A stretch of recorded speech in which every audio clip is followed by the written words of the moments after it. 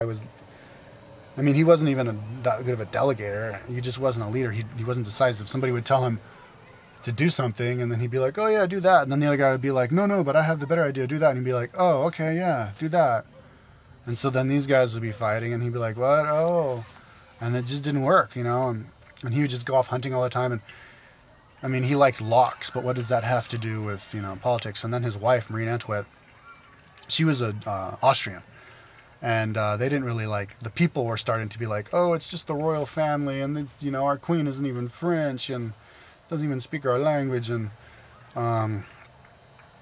yeah, and like they're rich, like they lived in Versailles where they had all these people just living off of the wealth of the people, and they had all these like elaborate customs and stuff just to keep themselves separate from the people in their own fantasy world. They even made a movie about that really illustrates it, starring Claire Danes, I think, as Marie Antoinette.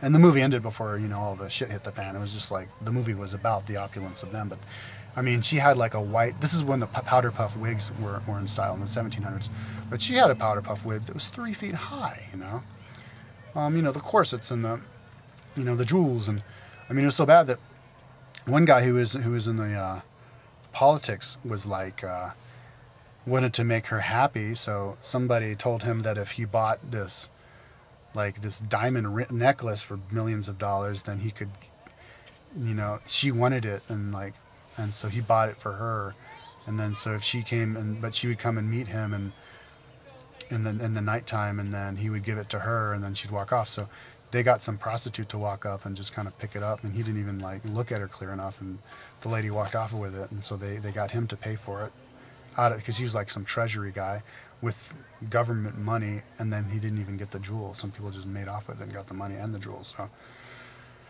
and then they blamed her for it, and she didn't even know anything. But like, I guess they were, that's how like out of touch, like out of like how aloof they were. And she even had her own city, her own town in Versailles that she would like go stroll through. But it was like acres and acres of perfectly cut, you know, next to Versailles, which we all know what Versailles looks like, all those grounds. But next to it, they had her own village of like, you know, with the geese pond and the geese and the little cottages where she would live in her cottage and pretend that she was one of the normal people. And oh, aren't I a normal person and a simple person? Oh, I love the normal people. Only she's in her own world, and all the people who live in it are like paid to like pretend like they're normal people. And it's just like, and anyways, they stormed the Bastille, which was like the main prison area, and then in Paris. So then they kind of lost the support of the army, and then the people came and basically stormed the palace, and then they killed all the palace guards, and then they like ran off and hid, and then they basically were deposed, but they were still got to live, they still got to live as like titular kings, they were living, they had their own, they get to move around and do their thing and be rich and have portraits made from them and have their people. But then they tried to escape to muster up an army from all the Holy Roman Empire and the Austro-Hungarian Empire or whatever, Austria, where her family's from, to invade France and take over again and install them as absolute monarchs. But yet again, they were so spoiled brats that instead of riding horses and cover to try to get out of the country, they drove in their chariot, their nice royal chariot, out of the country. And so everybody saw them, and then they only made it like 150 miles until somebody's like, it's them. So they caught him, brought him back, and then they were in prison, and then he got his head cut off, and then she got her head cut off, and then they beat their son to death, and that's that. And then the French ever since then. But then after that, that's when Napoleon became emperor. But he was like way too psycho. I guess he was pissed off that all those other countries tried to invade France, because the other countries did try to invade France anyways, even though they deposed them. So then he invaded everybody. But then he got beaten in Russia, and then they threw him in Corsica. But then he escaped, and then he got beaten at Waterloo in Russia, and then they banished him again. But he was like a crazy conqueror. I mean, he took over Italy, he took over Spain. He installed his brother as king of Italy, I think, or king of Spain, or maybe another brother as king of Spain, Joseph Bonaparte. And yeah, but then they turned back into a republic again, and they're doing okay. But England had a pretty, a pretty evenly paced transfer into in the modern society. They were the first ones who had the Industrial Revolution because they were the freest thinkers. The English are always the freest thinkers, even after the Industrial Revolution, or the Russian, the Spanish, the French Revolution. England was still where the common people had the most say because, well, they did have a civil war back in 1650 where the king thought he had too much power, but he had the Magna Carta because of bad King John. But then he like forced everybody to give him money because he wanted to invade France for whatever reason. Only he got his like stupid friend to be who had no like skills at all to be the general, and he got defeated. And I think maybe even they were like gay lovers or something like that. I think it was him.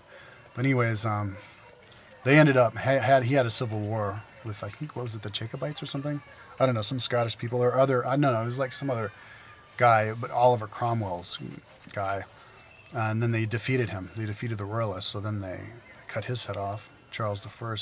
And then Oliver Cromwell kind of tried to have like an English republic, but it was really more of like a dictatorship because Oliver Cromwell was an asshole. He went over and attacked the Irish and killed them, and then it wasn't so good to the Scottish. So when he died, I think maybe his brother was like the king for a little bit, and they were like, "What? This is just another monarchy." So then they reinstalled the son of the beheaded, deposed Charles I.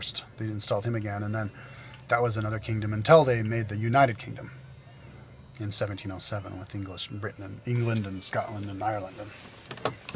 But with a more respect from experience of the Parliament, until now it's the Prime Minister who makes all the decisions, and the King is just kind of like, I don't even know what powers they have. Can they even appoint anybody? But they still have the monarchy. But a lot of countries still have a monarchy. It's kind of funny because the Netherlands was a republic. All through the Dutch Empire was a republic, and then it became a kingdom. So it goes from republic to becoming kingdom, or everybody else goes from kingdom to becoming a republic. Yeah, the Netherlands is a freaking kingdom now, so it's kind of interesting. I don't know exactly how that would happen again, but yeah, the one European country that was a kingdom, an absolute monarchy for the longest, was Russia. And their last czar was a real idiot. Peter, what was his name? Peter the Last or something. He, that was just a case of somebody who's really not a leader thrown into the leader of absolute monarchy and just making stupid decisions just to be the leader. Like he had some border dispute with Japan, like way off on the farther edges. So he sends his fucking navy 20,000 miles all the way around the world to fight Japan for some couple of islands or something north of Japan, which they lost. And then in World War I, he wanted to be commander in chief, so he would just kind of like go up there and just be like, "Yeah, I'm here," but he didn't have anything to say and didn't have any commandments. And then they got Rasputin to go in there and basically turn the whole palace upside down.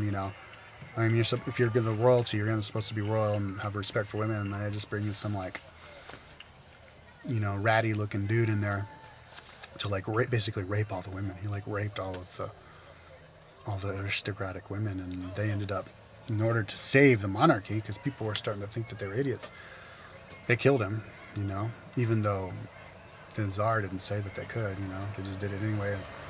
I think they let him do it because the woman was infatuated with him, the Tsarina, because she thought that he had magical powers to save his son, who was a hemophiliac, because he said, "Oh yeah, don't worry, he'll be okay this one day," and he was okay. So he was like, "Oh my God," she was just superstitious. So, anyways, they deposed them and killed them, and then they became a republic. And then they had their own Napoleon. They had their crazy. They had Lenin, but Lenin was kind of a nutso, and then he ended up going crazy. Lenin. He developed some kind of problem I don't know what he had, but his skin turned black, and like there's photos of him just like, you know. And then he went, and then the guy who took over after him was Stalin, who was just basically like a Genghis Khan all over again, just going over and just killing everybody and moving them around, and that whole communistic thing went bad, and went bad for China too. Now, one thing interesting, I mean, I think I kind of explained like how communism and despotism could exist in Russia, you know, because of all those, you know, those Mongols, and they're used to anything, you know, do whatever you can get away with, and you know, there's no real consolidation and confusion of what Russia is. You know, is it the Mongols? Is it the Tatars over there? What is it? Vikings? Is it who? You know. So basically, just, you know, exact tolls from these people over there. But if they don't pay, what? Do you let them not pay and let them have their own kingdom? But wait, this is Russia. It's a big. I'll go over there and kill them all, and then they'll listen. And you know, it's in Russia. It's just a kind of bumblefuck. And so that's why he went over and just killed all those people and just relocated and outlawed Islam, and you know, forced them all to adopt the Cyrillic script, I think, or maybe it was the Latin. But anyway, it's just being a tyrant. But how could it happen? How could that whole craziness happen to China? Like, what happened with China? Well, China had an absolute monarchy all the way up until 1912, so, which was almost as long, in 1918, almost as long as Russia. So, you know, that the whole absolutism, you know, it's the absolutism. Then it turns into absolutism and just in another face called communism, you know. But another people who are kind of, I guess, the longest lasting empire from the ancient days were the Ottomans, which lasted all up until 1924, but, you know, right after the World War One. But they were kind of, as far as monarchies go, Ottomans were pretty advanced. It was a pretty good business plan that the Ottomans had. The Ottomans started back in 1506 or something with Osman, who was actually, you know, a descendant of the Turks, the Mongols, the invaders, the warriors. But they adopted Islam and the good parts of Islam more than other people did, and you know, had respect for education and stuff. And he had an interesting business plan, though, that worked. I mean, they had, he created like a Praetorian Guard, you know, a guard of warriors around him to protect him, called the Janissaries, who were Christians. Even though they're all Muslims, they got these like Christian orphans from outlying areas, you know, and then, you know, who were outsiders, because I guess they didn't want to have like dynastic problems. And then they gave them a really good education in Islamic and made them, you know, the defenders of the emperor and stuff. And then in order to keep his dynasty together, and I think they did keep the one dynasty for the entire length of the entire Ottoman Empire, is this guy. He had a harem. He had like so many wives. I mean, each king had the same father, but each king had a different mother. King after king, different mother, because he had like 6 wives or 12 wives or something that all lived in lap of luxury. I mean, he's living it up in order to keep it all consolidated, to not have any coup attempts and stuff like this, even though there was infighting. But yeah, they did well. They were the ones. See, because they utilized Islam more than anybody else in terms of having respect for the widest range of education, and they were the ones who invented gunpowder, or utilized gunpowder for the first time in cannons when they besieged the biggest walls of the world, Byzantium, in 1454. They used cannons with cannonballs and blasted them apart and took them over, and then took over all of the Balkans, all of Greece and Bulgaria, and turned them Muslim, and they were doing well. And they even tried to take over Europe. They besieged Vienna unsuccessfully, and then moved out. But yeah, I mean, Muslims made it all the way to Vienna. They even had a battle called Battle of something in France in 752. The Muslims from Cordoba, and if they had won that one, you know, and then that English king would have transferred, and then the Ottomans, you know, Islam could have come into Europe, and you know, then if they could have fought off, not ever fought off, or they could have fought off the Mongols, then you know, Islam could have continued and gone up, and we would have hit the Industrial Revolution a few hundred years earlier, and the world religion would be Muslim. Islam and Christianity would just kind of be like a memory, but you know, there's another reasoning. You know, I mean, I guess they're saying that we're in the, you know, this is the end of the age of Pisces, and they're saying, you know, we're, you know, it's the end of the world according to the Mayan calendar. So this is when all the juices of the energy are coming. So maybe it was supposed to happen like this all along, you know, and that's just how, you know, maybe if the Mongols never happens, you know, it's still maybe, you know, the Industrial Revolution would have come from Baghdad, but it wouldn't have come until the same time that it happened in England anyway. But I don't know. But one thing, interesting thing talk about history, and I will do it in another video, is that we should become interested in parallel universes, you know, and all possible things that could have happened, and talk about them, you know. You know, what if Spain never had the Spanish Inquisition and became Islamic? What if, you know, like that other thing that I said happened? And so, yeah, so, yeah, but the Industrial Revolution happening in England was interesting. I think it happened there because people, could just think for themselves almost. England invented, you know, people think for themselves, invent all these things, and then they took over. Yeah, and of course, let's see, should I talk about World War I? I mean, World War II, I mean, this is just wars happening, you know, people trying to take over, thinking that they're in the times bygone past, you know, like freaking Hitler wanted to take over the world, just like Napoleon did, just like Caesar did. Let's do it. Our new Reich, we take over because we want to, you know. We're pissed off at you guys for taking us over, so we're going to. So, you know, is anybody trying to do that now? Well, I'm sure the Middle Easterners are doing. I think that's one reason why the Middle Easterners don't really like Americans and think maybe Islam's going to take over, because they remember the good old days from 1,000 years ago, you know. And, but they're not. They don't realize that their rules, their Islamic rules that they cling to, are archaic rules that they need to get rid of. I mean, the Christian Bible has archaic rules too, but we don't follow them. You know, we break out of them. We don't say that, because it's written in the Bible that if men aren't supposed to have long hair.